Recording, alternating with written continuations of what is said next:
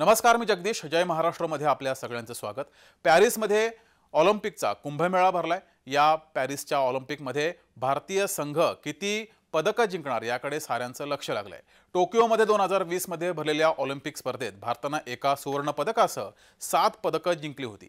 यंदाच्या ऑलिम्पिकमध्ये पदकांची संख्या 2 अंकात करण्यासाठी भारताचे प्रयत्न असतील तर हे शक्य होईल का? भारत पॅरिसमध्ये सुरू झालेल्या ऑलिम्पिक स्पर्धेत किती पदकांची कमाई करू शकतो? कुणाकडून पदकांची अपेक्षा आहे? चला समजून घेऊयात.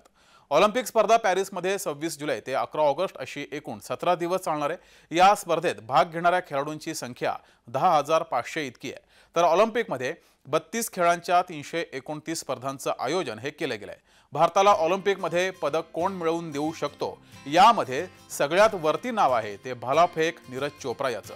नीरज चोप्राकडून पुन्हा एकदा सुवर्ण पदकाची अपेक्षा आहे. टोकियो ऑलिम्पिकमध्ये नीरजनं सुवर्ण पदक पटकावलं होतं आणि आता 90 मीटरपेक्षा अधिक लांब भालाफेक करणं हे त्याचं एकमेव लक्ष्य असेल. सोबत भालाफेक किशोर जेना याच्याकडून सुद्धा पदकाची अपेक्षा आहे. तर दुसरी अपेक्षा आहे ती 2 वेळा जागतिक चॅम्पियन असलेल्या निकहत झरीनकडून. निकहत झरीननं सुवर्ण पदकाची कमाई केलेली सगळ्यांनाच आवडेल, त्यामुळे तिच्याकडून सुद्धा अपेक्षा आहे. तर सात्विक आणि चिराग या जोडीकडूनही दुहेरी बॅडमिंटनमध्ये पदकाची अपेक्षा आहे. ही जोडी सध्या जगातील नंबर 1 जोडी आहे. मागील 1 ते 1.5 वर्षात प्रचंड यश मिळवून त्यांनी दबदबा सुद्धा निर्माण केलाय. तसंच 2 ऑलिम्पिक पदक विजेत्या PV सिंधू बरोबरच लक्ष्य सेन आणि प्रणॉय यांच्याकडून सुद्धा पदकांची अपेक्षा आहे. अविनाश साबळे आणि पारुल चौधरी हे दोघे पुरुष आणि महिलांच्या 3000 मीटर स्टिपल चेस स्पर्धेसाठी पात्र ठरलेत. 2022च्या कॉमनवेल्थ गेममध्ये रौप्य पदक जिंकून साबळे नावारूपाला आला, तर उत्तर प्रदेशची असणारी पारुल या स्पर्धेत 9 मिनिटांपेक्षा कमी वेळ नोंदवणारी देशातील पहिली महिला ॲथलीट ठरली आहे. या दोघांची वेळ सुद्धा चांगली राहिली तरी या दोघांकडूनही देशाला पदक मिळू शकतं. महिला वेटलिफ्टर असलेली मीराबाई चानू पुन्हा एकदा ऑलिम्पिक पदक जिंकण्यासाठी प्रयत्नशील असणार आहे. तर टोकियो ऑलिम्पिकमध्ये 3 रौप्य पदक जिंकलं होतं. या ऑलिम्पिकमध्ये सुवर्ण पदक जिंकण्याचा तिचा प्रयत्न असेल.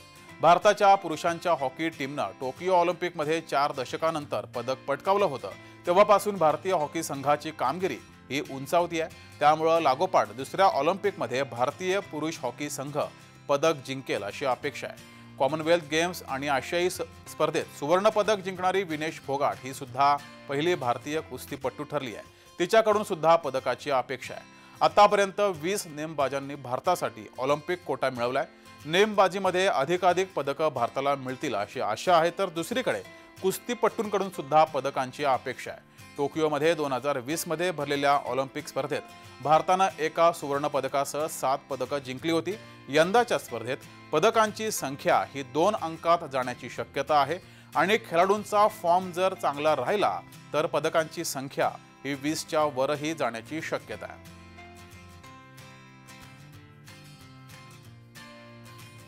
तर या स्पेशल रिपोर्टमध्ये वेळ झाली इथेच थांबण्याची. बघत राहा जय महाराष्ट्र.